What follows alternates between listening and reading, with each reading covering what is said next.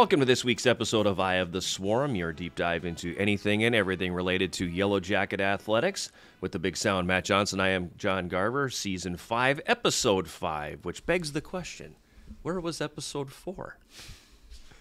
Technology is an awesome thing. Yes. It allows us to sit here and do this every week, and it allows us to broadcast and create all kinds of fun stuff. But I will do the apology if you want me to. No, it's okay. Okay. If you don't turn the microphones on, it doesn't do you any good. And that's kind of what we ran into last week. Yes, we were supposed to have Allison DeGroat and Lindry Schendel from women's soccer Not on. supposed to. We did. We did, and then we found out that we could not use the footage because Mr. Garber's microphone was inoperative. Was not operating, so yeah, it would have been those three, loud and clear, and this one here would have been And very, nobody wants very me quiet. to lead the conversation. Correct. Trust me. So without John, we had to cut it. Unfortunately, that one hits the cutting room floor. Yes. So we skip over number 4.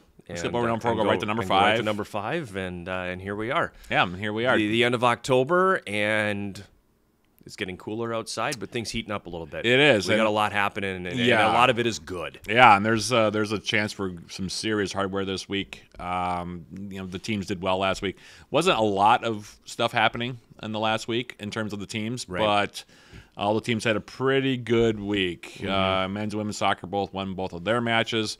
Women's soccer scored 11 goals in their game against North Central. And it was in torrential rains. Yeah, and you're sitting there watching this going, okay, not the greatest I of understand. I understand scoring. You've got players in the match who don't necessarily get a lot of playing time. Yeah. They're getting the opportunity to score. I get it, but at the same time, everybody's miserable because it's just pouring rain. It was a very long couple of games. The men won their game against North Central that same day, 6-0.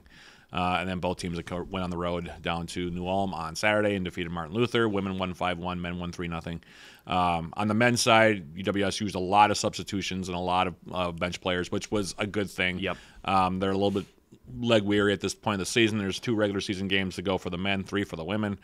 Before the UMAC tournament starts. Both teams, of course, are going to be in the UMAC tournament. No surprise there. Well, and both teams got a little bit of help with the other teams over the course of the last week. So now both of them are on the cusp of raising a banner. They're 1 win away or even some points away from clinching respective conference titles. Not surprising. They were both preseason picks to be conference champions. But still, when you get to that end of the journey and you're 1 step away, it's kind of nice to have it. The men have their chance tonight as we record this on a Tuesday against Northland College. If they win or tie, they will clinch a share, or if they win outright, they will clinch the regular season conference crown for the 6th straight season. So that would be something that's pretty cool. Yeah. On the women's side, they are playing at UW Stout here on this Tuesday, but they'll be back tomorrow. They'll also take on Northland College. Those are the opponents for the Yellowjackets, and it's the same story tomorrow. If they win, they're going to clinch their 3rd straight UMAC regular season crown. So there's hardware on the line for both those teams. They both are well aware. I know that because I've talked to the coaches from both of them.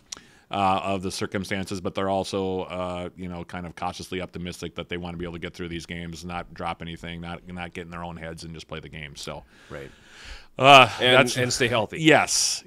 On the volleyball side of things, the women are pretty much locked into that number 3 seed. It sure now. looks like it. Yeah. They've got a really big match coming up this weekend. They with do Morris. with Morris, and there's some tiebreaker stuff that could happen there. That could influence whether they're number 2 or number 3 seed. Northwestern, of course, as usual, leading the pack, and they've kind of run away a little bit. We played there Saturday. Yeah, and I was watching that, and they're an impressive outfit. Very impressive. I know that there's people. You can't say good things about someone else in the conference. How can you not? Yeah. You watch them play. What Beth has built there is really impressive. Excuse me. They don't make mistakes. No. They don't give you anything. Yeah.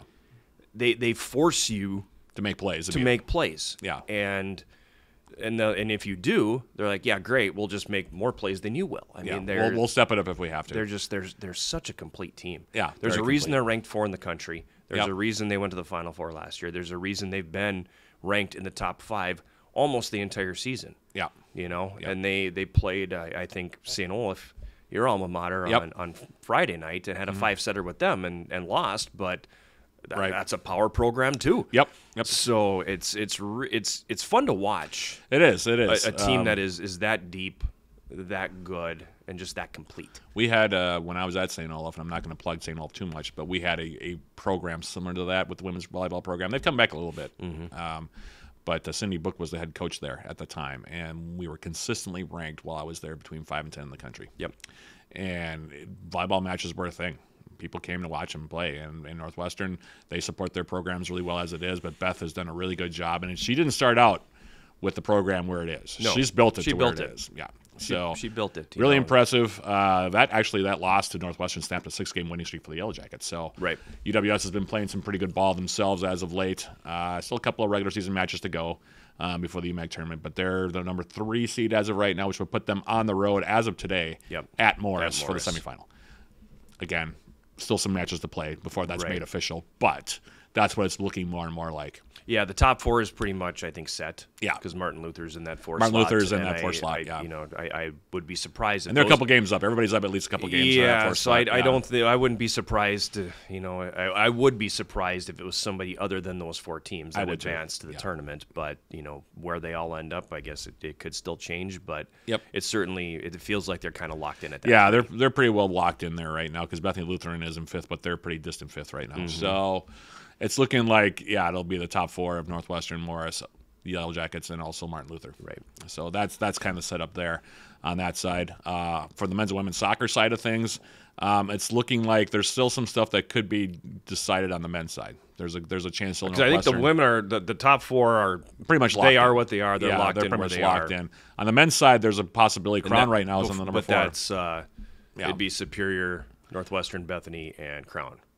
On the women's side, it would be those are the 4. Yeah. On the men's side right now, it would be the Yellowjackets, Bethany Lutheran, Northland, and Crown. But Crown has a tough road ahead because they have to play us, and then they have to play. I think it's either Bethany or.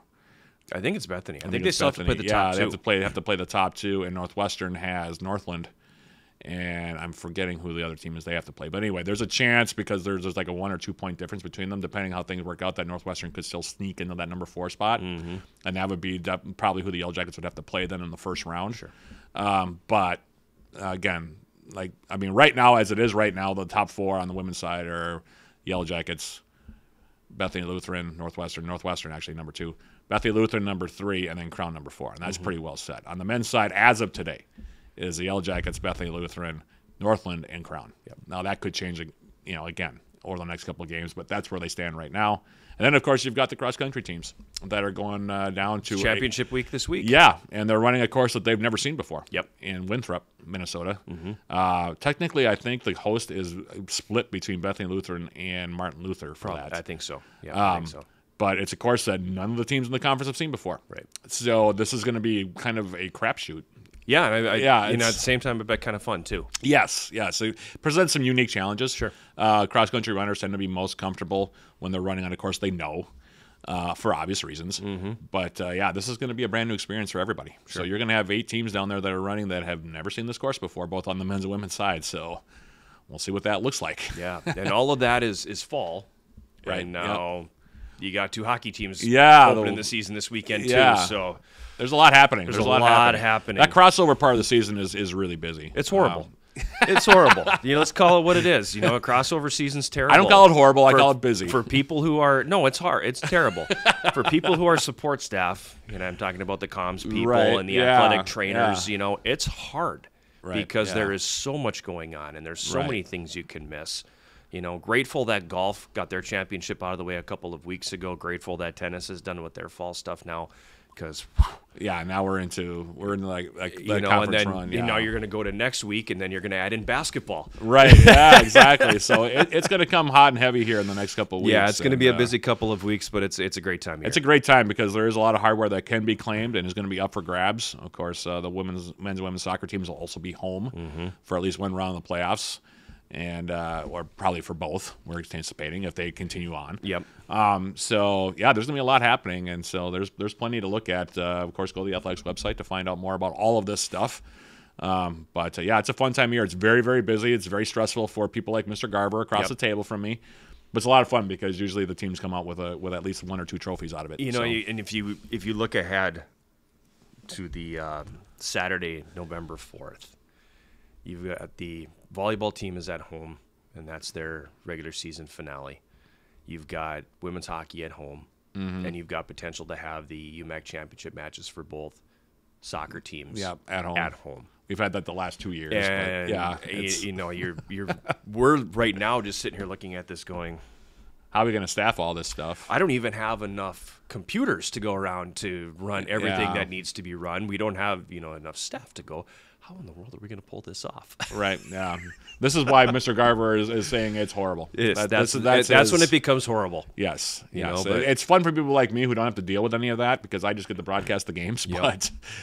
But we'll figure it out. We always do. Yes. And by the way, those soccer games this week will both be that are at home will both be on 91.3 FM and also on the iFan Sports Network. So you can check it in and you can listen to me on the radio or you can listen to me and also watch it because iFan uses our feed. So yeah, and you'll have the both women's hockey games as well will be on iFan and KUWS, and the men's hockey opener at St. Glasgow will also be on KUWS. Yeah, so there's a lot coming up. There's a lot happening here. Yeah, there's a lot going on. We'd be remiss if we also didn't touch on athletes of the week: Philip Erickson, Nia Wilson. Yeah. Sweeping the offensive honors in soccer. No surprise there. Nia Wilson. No shock. She's 1 goal short of 20 for the season. The most she's ever scored in a season, I think, is right on 20. I think it's 20. So she's went away from her record. And Phil Erickson.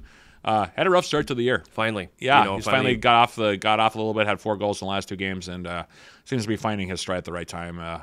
So, and certainly the Yellowjackets will be happy to have some offense from him coming up here because right now UWS averaging on both teams averaging right around 3.5 goals a year on the per game. On the year, but. If you can, the more offense you can add, the better. Yep. So, especially at this point, that's right. Yeah. You can never score enough goals, right? No, and the men have scored 61 now on the season. The women are at 58, I think, is where they're at. I wonder if they have a little internal, yeah, we can score more than you kind of thing going on. I don't know because they don't give up a lot. Right. The men have given up a grand total of 11 goals so far this season through their 18 games. No, it's not that many. 17. Oh, maybe it is 18. 13-3-2, or 13-3-2, I think, as it is. Yeah, right? so you're right. You're right. And the women have played 16, I think.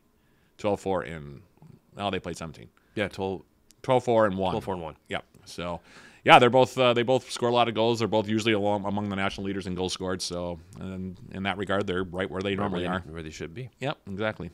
So, fun stuff coming up. It's going to be very busy. If John had hair, it'd be falling out right now. But, yeah, it's more of the same. Yeah, so and also fun stuff coming up for us is we will have head coach Glen Drexler and junior Halle Barker for the women's cross country team. She's putting together one heck of a year. Yes, she is. She's been, I think, one of the breakout stars of the fall. She's for had UWS. three races. I think they've only run 4. Yeah, and 3 times she has locked in a top 10 all-time time. She's having a great what year. She's done. Yeah. So she's really having an incredible year. Yeah, she's doing really well, and credit to her and credit to our guest. Yeah. Coming up next. Yeah, so we'll take a break here, and when we come back, we'll have our roundtable segment with Glen Drexler and Halle Barker. You're not going to want to go away. Stay tuned. This is Eye of the Swarm. Find your passion.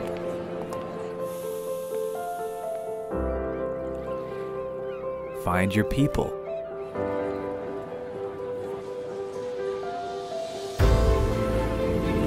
Find your purpose.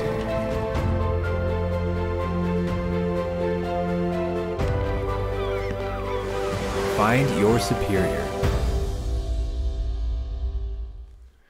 We're back on the roundtable segment of this week's Eye of the Swarm, and being that it is championship week for the Yellowjacket cross-country teams, only appropriate that we have representatives from the programs with us. Head coach Glen Drexler is with us, as is Halle Barker, and I want to start with you, because you are putting together a whale of a season.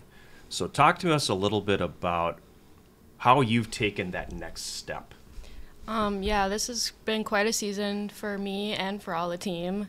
Last year I had kind of a downfall. I've had some health issues, and that kind of set me back, but I was able to figure those out and this summer, and I took on a lot of miles. I got a lot of base mileage in, and I've just been working super hard this season, and it's starting to pay off, and it's been really exciting. We talked a little bit about this last week, you and me, with regard to my niece and building up miles, and one of the things that you said was you'll see gains just by increasing your miles. So what was the increase for you? I started, so I honestly, the biggest jump for me was before I didn't even track my mileage really. So this summer I really made sure I built up to like 50 miles a week and tried to hold that as long as I could. And then I incorporated a lot of hill training as well. And just having the base. But miles aren't enough. Let's start going up the hill. Yeah, just having the base honestly helps a lot because you're able to push harder in workouts. You can't increase your intensity and your mileage at the same time. So having that base mileage really helped me be able to build my intensity as well. How did you space that out? I mean, how many days off during the week would you take, or were you just I'm going and doing something every single day? I'm the type of runner I can do 6 days a week. And then I usually take Sundays off and do some cross training is usually the best for me. What kind of cross training do you do? I like to bike and I like to hike a lot. Not quite. I've tried to get into swimming, but I'm not quite the swimmer type. Can you swim? Or I do can you swim like but a rock? Then I realize why I run because I can't swim. Okay, scratch the triathlon off the list of things to do. It's not going to be in her future plans, I don't think. No. So from the coaching standpoint, I mean, obviously that is a case study in what you preach. And you have that example right in the locker room now of I can point directly to this person and say, this is doing everything that I'm saying, and look what's happening. And that's got to be a cool feeling and also a validating feeling for you. Yeah, I mean, sure.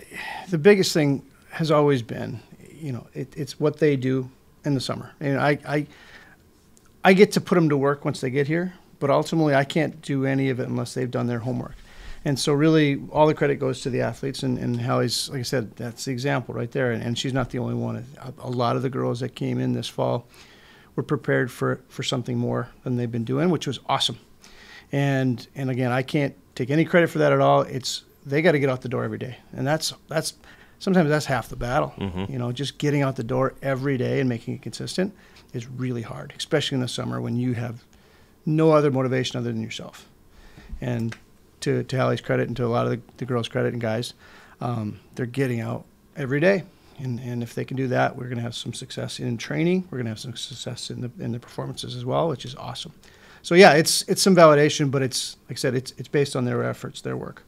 So how many, she was getting upwards of 50 miles a week. How many miles a week do you want to see your athletes putting in over the course of a summer so they can, when they get here, they're ready to jump into what you want to put them through? Yeah, great question. Here's the thing. It's an individually based thing. I can't say every runner is going to have 50 miles a week.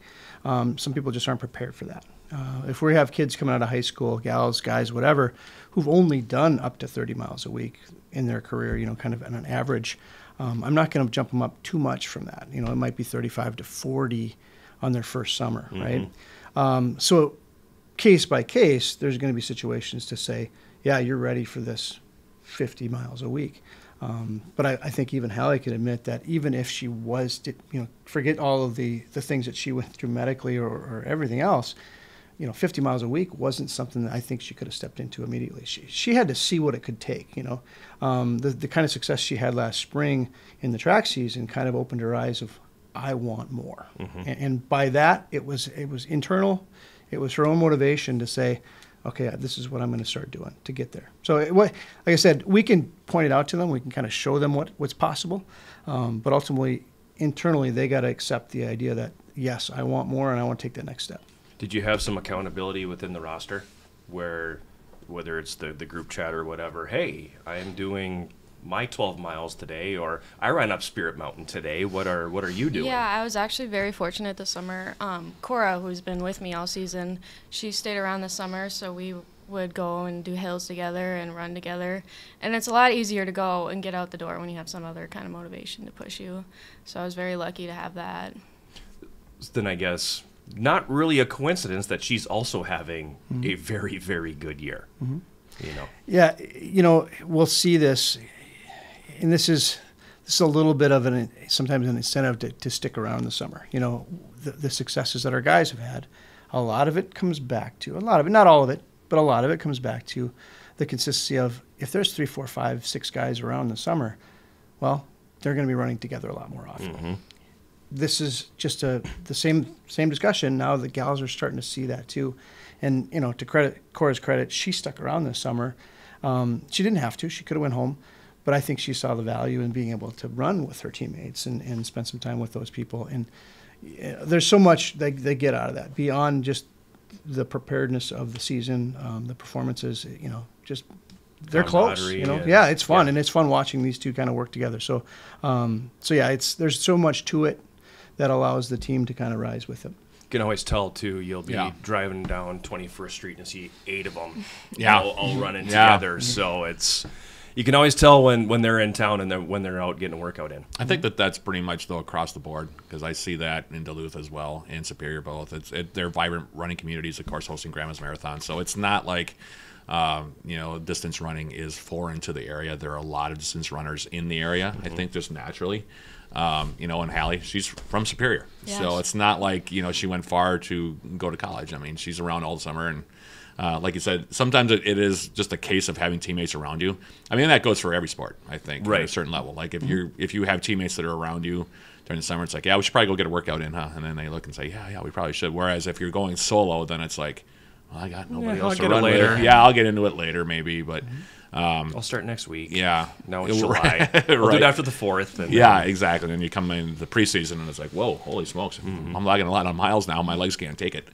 Like that's sort of in this area, that's kind of part of the summer thing, though, I think, is there's a lot. This is a pretty vibrant running community. And I don't know if you guys have noticed that or not. Just overall, though, it's kind of easier to get into it, I would think. If you do have a lot of people that you, even not necessarily teammates, you can say, hey, I'm going to go for a run. You want to, take a run with me?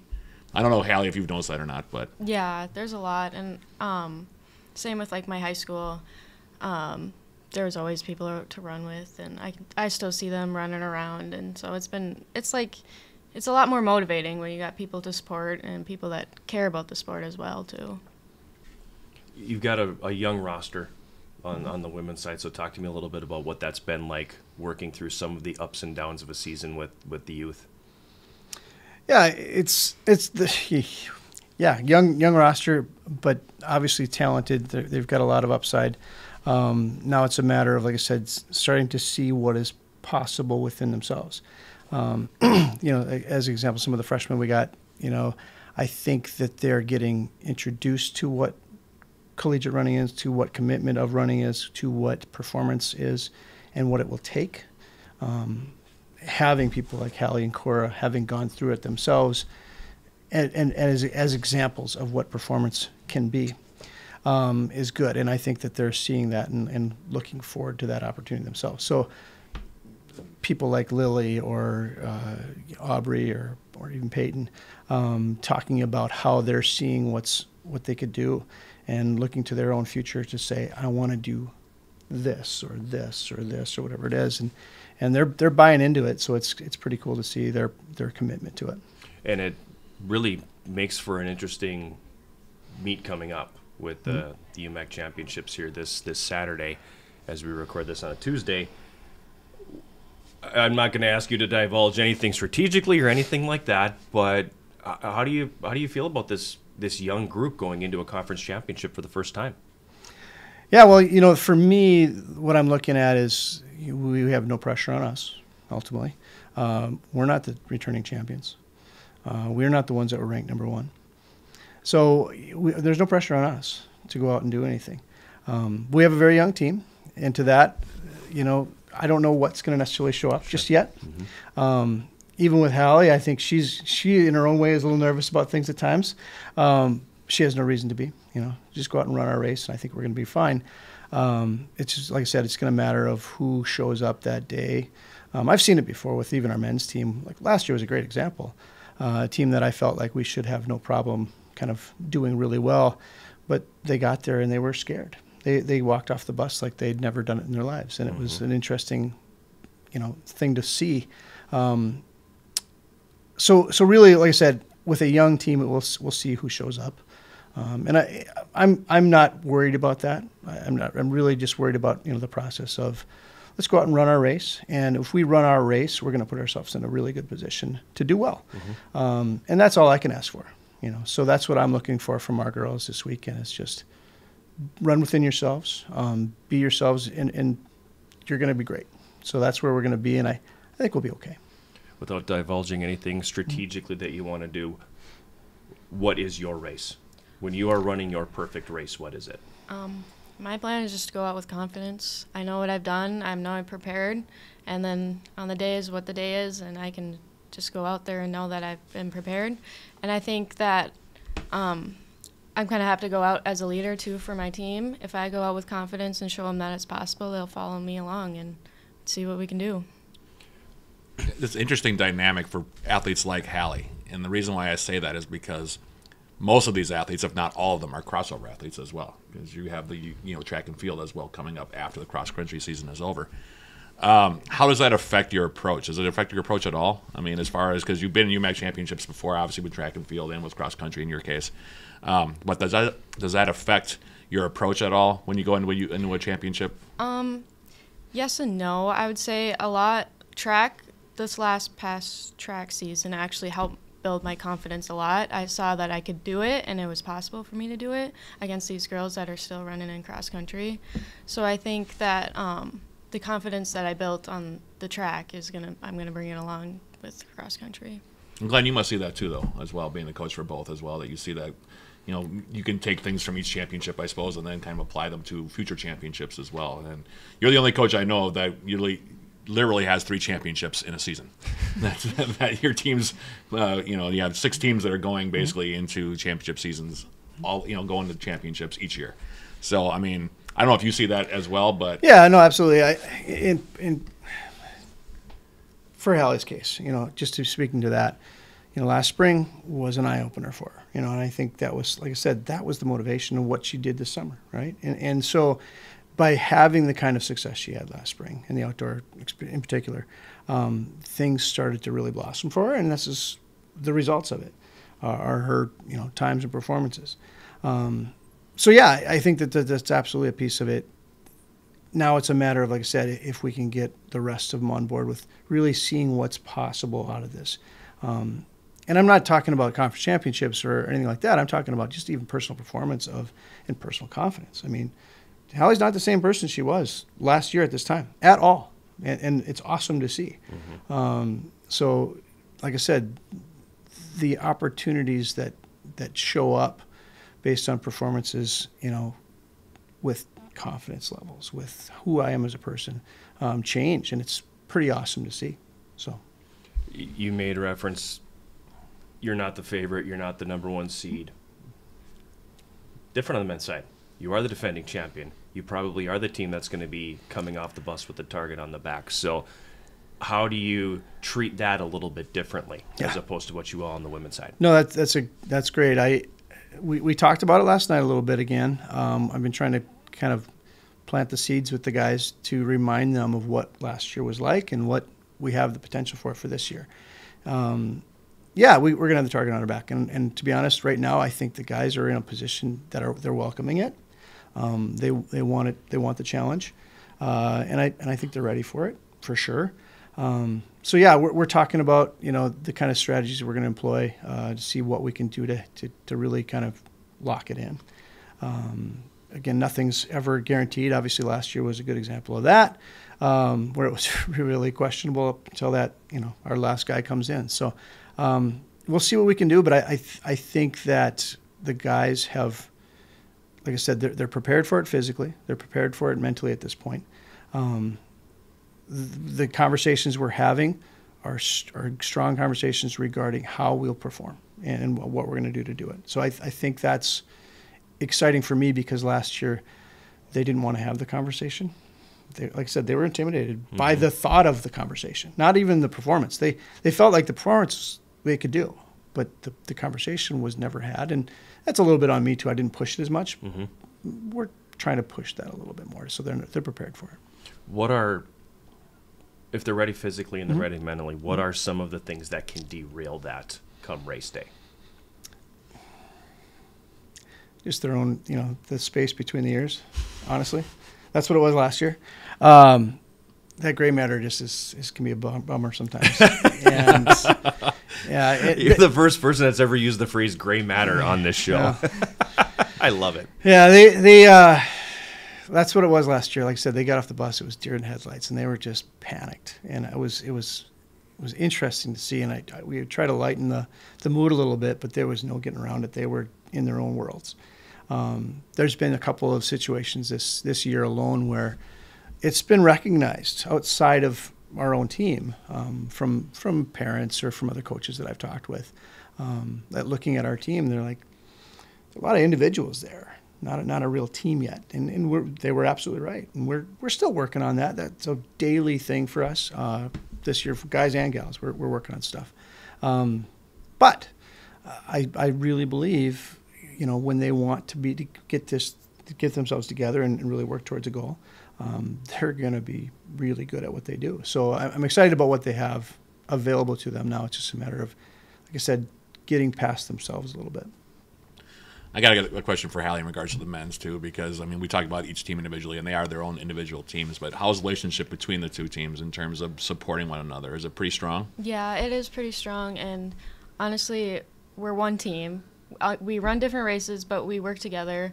A lot of the boys help push us, and sometimes we do workouts together or whatever, and then just the bond and the relationship and the being able to let them, when they're doing their cool down or whatever, and cheering us on during the race, that helps a lot when you got people supporting you. It does, I would think, also just kind of give you guys an extra kick in your step too, a little bit, just to know that you guys don't have the target on the back that they do, but that relationship kind of sometimes can push you through that as well, where expectations are a little bit different for the two teams at this point in time in terms of going into the UMAC Championships. But with that being said, it's still a very cohesive unit, it sounds like, just everybody supporting one another. And that's sort of a phenomenon that you see across the distance running community. It's usually very, very inclusive and very, very supportive of everybody. You're not going to hear too many hecklers, in other words, if any. I hope not. Yeah, that would be kind of unfortunate, to say the least. But it's a different kind of atmosphere, I think, in terms on race day than you would see in other sports. And that's one of the things that's always fascinated me about it. And I think I've talked to Glenn, I think I've talked to you about this, and you and I have done grandma's marathons and other distance events, but it's a very uplifting thing. So it does come down to that mental space, I suppose, more than anything else. You don't have to shut out anybody that's going to be heckling you or getting in, trying to bring you down, because everybody's got the same attitude. Everybody can do it that's out here. Mm-hmm. So, Halle, what's your preparation like on a race day? Is there something specific that you do or anything like that? Yeah. So what I've changed a lot actually on my preparation. Before I used to come in so nervous for races and just get into my own head, and that kind of affected me during my races. But this year I've kind of stopped being nervous, honestly, and just gone into it with such a lighter mind and goofing off with the teammates a little bit. And I like to listen to music, and it kind of just gets me out of my head a little bit, and then just going on the starting line with confidence and I know I've done this, I know I'm prepared, there's no reason to be nervous. Well, I suppose for Glenn, that's trying to figure out what each runner needs to have in order to prepare the best way they can for a race is also kind of part of being the coach. Trying to figure out what is it that each runner needs in terms of support in order to run their best race. Yeah, and I wish there was a simple answer to that one, because that means I'd have to have 30 different responses of exactly what everybody needs. And right, yeah. We have to kind of figure that out, though. There's a handful that I don't have a clue about. So it's, it's not easy. And that's, I can get the physical part as much as possible, preparing them, getting them in the right position to do that. They still got to want to be there, honestly, and that's a lot of it at times. There are days when people don't want to race. Yeah. And there's nothing I can do to change that. Right. And we can just, hope for the best that we're going to get a performance out of them, or maybe not. And I don't know sometimes. That's the wild card for me. Like I said, and it comes back to, like I said, the space between the ears. Hallie just said it. She used to get nervous about things, and now she's looking at it differently. And that comes with a little bit of that confidence of the mileage or whatever. If we can continue to help people buy into the idea of what collegiate running is versus just running to run, and not saying that one is better than the other. Right. It is what it is. But when we go into a championship, for instance, there's a certain level of performance that's hoped for, expected, whatever it might be, and we may or may not see that someday. So it is what it is. What's the course going to be like this weekend?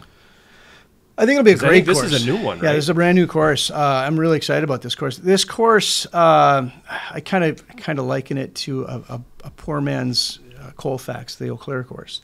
Very similar in what it looks like, except the runners all get intimidated by Eau Claire because there are some significant elevation changes. Okay, not aggressive, but they're long and slow climbs and long and slow declines and all this.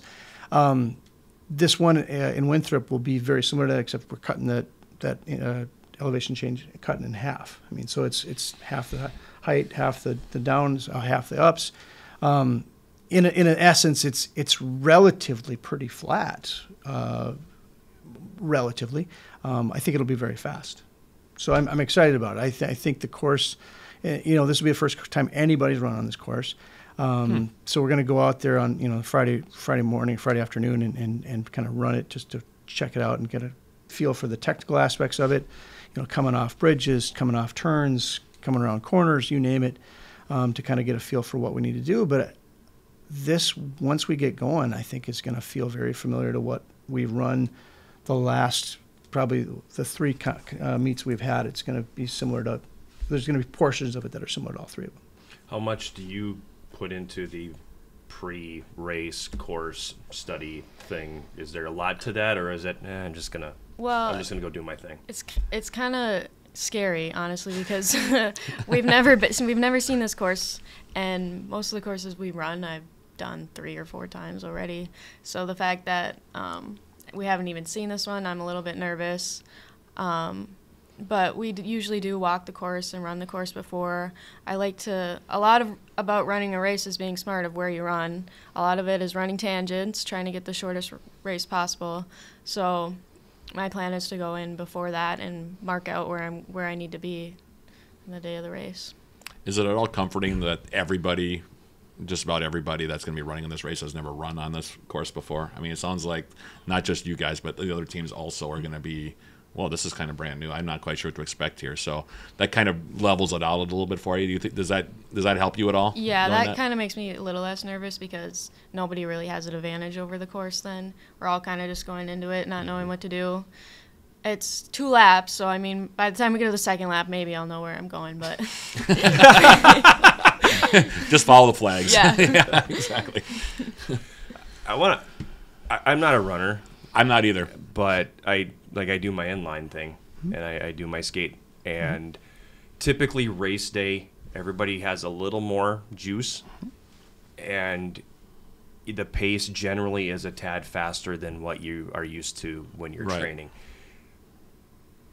You'll see people fly out of the chute, and by mile 5, you're passing them, and they're on the side of the road because they're tired. They've used it up already. Yep, used it up. How do you guard against that? Because I'm sure you feel the same thing on race day. Everybody has a little bit more juice, and there's going to be people that come out hot, I imagine. Okay, now, what do we say every meet? What do we say every meet before we start? Halle, don't go out fast.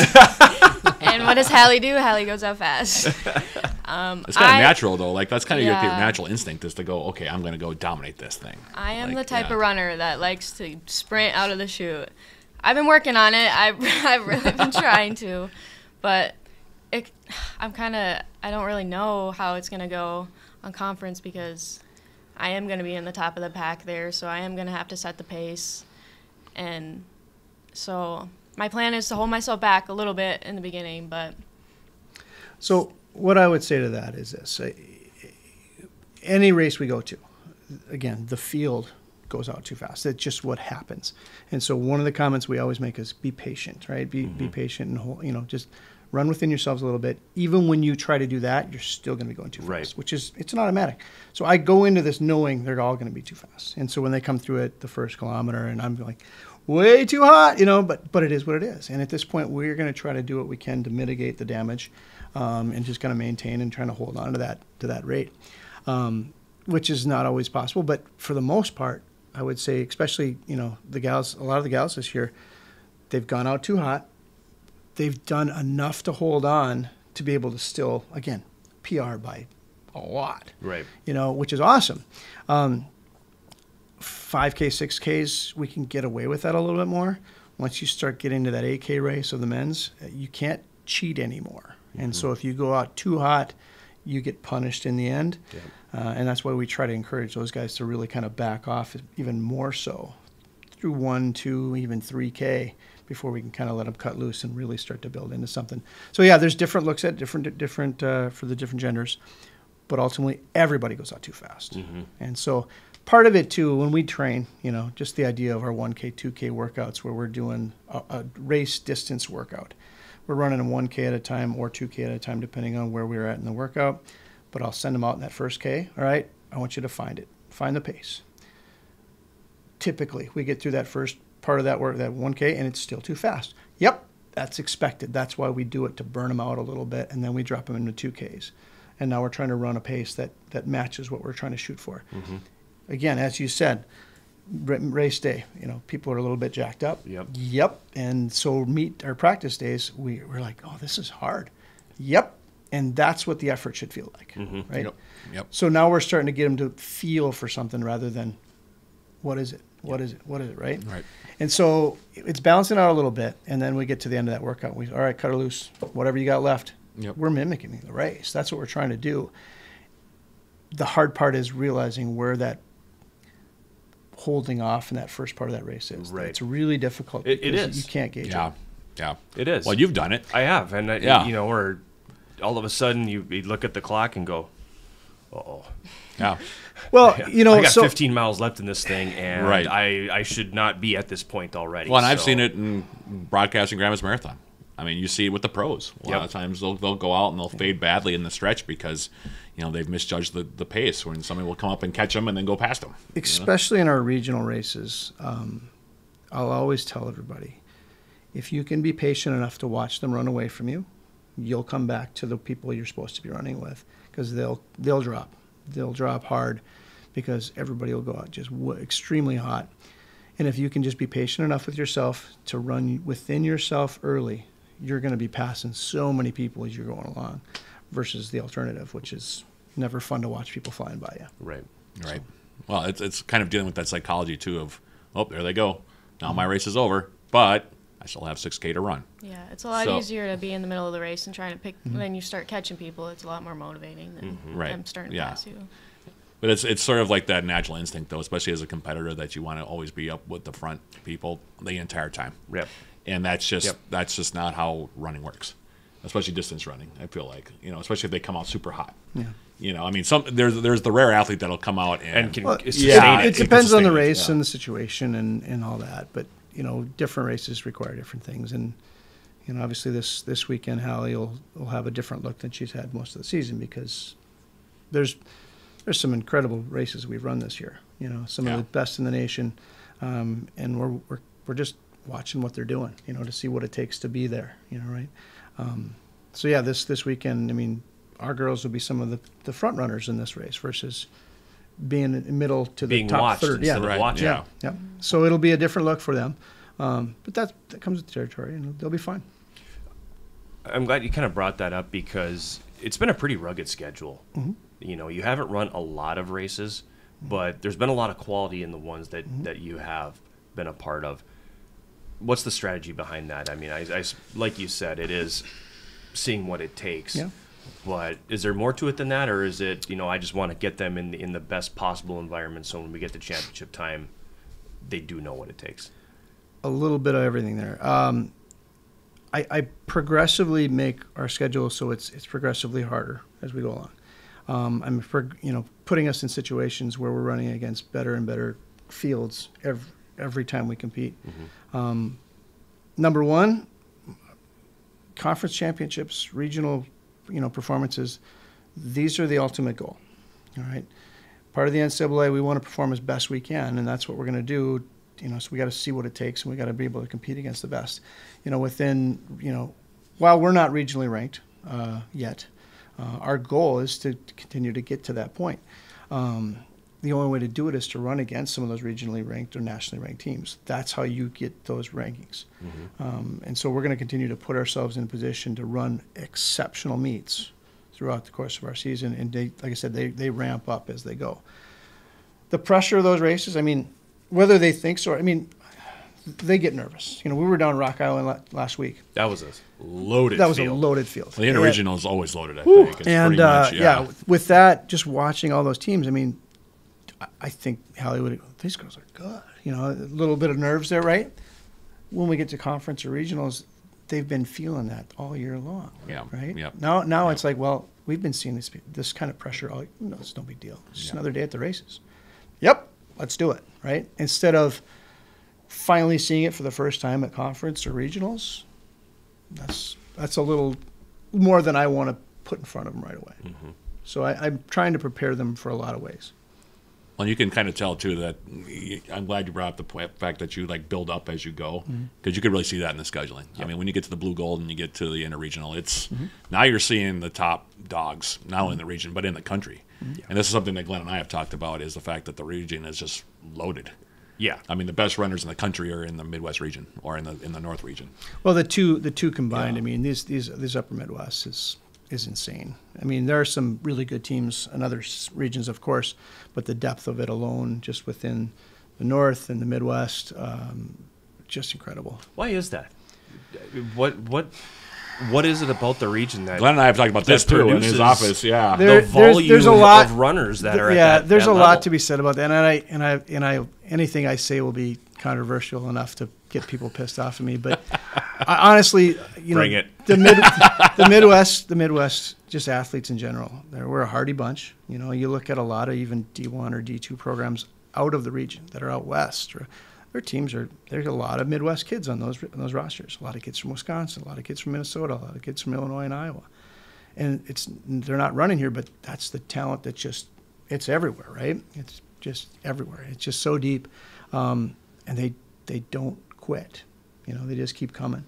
So yeah, we're always facing talent, regardless of what meet we're in the Midwest at. It's just a deep field all the time. Is the coaching at the youth level good too? Good enough? Is that also part of it? Not just the athletes, but the coaching. Does it keep up with the level of athlete that they have? You mean below? Yeah, below the college level. Like in building up to that. Yeah, there's some exceptional coaching out there for sure. But I'll say it. I've said it before. I've had a high school coach tell me this a long time ago, and I still believe it. Running is not rocket science. Okay, there's work. You got to get out that door, and the more you can commit to the effort, the better you're going to be. Right here, right. This is it shows, and when you have those kind of coaches that can help those athletes get to that point where they're buying into, I'm going to do 45 to 50, 55 to 60, 65 to 70 miles or more. Yeah, you're going to start to see some performance changes. You know what I mean? So a lot of the depth of the fields are entire teams buying into that kind of mileage, and then they can throw them into the work. You can't do the work, the intensity work, the speed work, that kind of stuff, without the base level. Mm-hmm. If you don't do that, you're not going to be where you need to be. Well, here's a question for Halle then also, going back to this point about the athletes. Do you still run with some of your former high school teammates at all? I haven't seen most of them for a while. I did a couple summers ago run with some of them. Okay. A lot of them went on to run at other colleges too, but kind of left them. It's kind of sad. I do miss running with them. Well, I was about to say, because I feel like the running community is just very supportive no matter who they run with or who they, and coming from Superior, being a Superior girl, I'm sure that you had teammates also that were fun to run with in high school, and they're around maybe, that you can keep in contact with them. So it really is one of those things where the depth of talent is there. Like Glenn said, it's just it's kind of, it feels like it's almost like a natural fit for the Midwest in a way. I don't know how else to put it, but yeah, because Glenn, you and I have talked about this before, and it is kind of an interesting phenomenon. How that kind of transpired. There's a lot. Well, anybody who wants to get out the door when it's 30 below and snowy and icy, you're committed.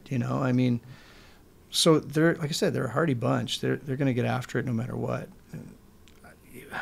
Conversely, we got Simone Stevens on our team, right, from Arizona. Somebody who's used to 100-degree weather, and she gets out the door too. So she's, there's different versions of hardiness, but sure, right, yeah. But she's like, I love this. This is gonna be great. I don't have to, wait till 10 p.m. to run. Right. So right, yeah. What is the Where does your hardiness draw the line? What is the the high end temp and the low end temp where you just go, I'm out? Runners are insane. We're psychopaths. There's no other way to explain it. Like, if I don't get my run in, I won't be satisfied with my day. I'll find some way to run. I'll run on the treadmill. I don't know. We're crazy. That's something that Tyler Finger actually kind of said similarly when we had him on a couple of years ago. Now he's an assistant coach, but he kind of said, you just have to accept that it's going to hurt, and that's fine. Yeah. He's like, you just have to make sure you go out there and do it. He's like, because he used to say that even when it was really cold out, he tried to get in the field house and run as much as possible. And he said, it's not my favorite thing to do because the field house is hard to run on. And I don't know, Halle, if you've had the same experience that he had, but yeah, I think it's worse not running than running in those conditions, honestly. Yeah, because he said, but yeah, I think there's something off with us. He said something to that effect. He's like, we're just crazy. Yeah, it's like we can't not have our 5 or 6 mile run. We just can't go without it. No, like, it's just part of our DNA. To which me and John are both like, not in my DNA. Yeah, we would just kind of nod and say, yeah, I got to get your time in. Halle, do you run events like Grandma's Marathon, or do you run any of that kind of stuff during the summer? I did do Grandma's Half. Okay. Not last summer, but the summer before that. Okay. I did really enjoy that, but I think that's my goal for after college sports because I'm going to need something. I was like, I don't know what I'm going to do, and I can't compete every weekend. I'm going to lose my mind, so I'm going to have to start doing those fun runs and Grandma's Marathon just to keep me motivated. Yeah, just have something to do and keep it going. I mean, it's amazing to me also to see how many of the runners actually do participate in Grandma's Marathon, whether it's the 5K or the half or the full. Mm-hmm. Most of because I see a lot of the college runners, like UMD, CSS, or UWSC, they're running the half of the 5K. So that's a nice kind of built-in training module too, I suppose, in a way. I mean, I would just imagine that's a nice little thing that we have that a lot of other places don't have too, because it gives you that extra little step of competition, also that feeling of competition again during the summer that most places don't have that. So that's a little bit of an advantage too, I would think, from a psychological standpoint. I think it's a good note to end on. Yeah.